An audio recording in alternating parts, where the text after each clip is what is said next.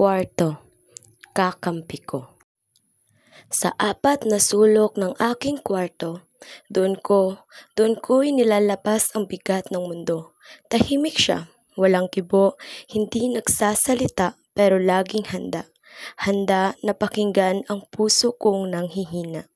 Doon ako umiiyak sa bawat gabing walang nakakaalam at walang may nakakaramdam.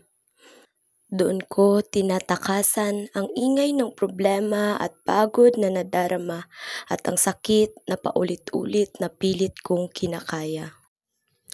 Ang kama, saksi sa bawat pagluha. Ang pader, saksi sa mga sigaw na pinipigil. Ang ilaw, minsan kasama, pero madalas pinipiling patayin para pagpatak ng luha ay di ko na makita. Sa kwartong ito, ako naging totoo. Walang maskara at walang pagpapanggap na masaya.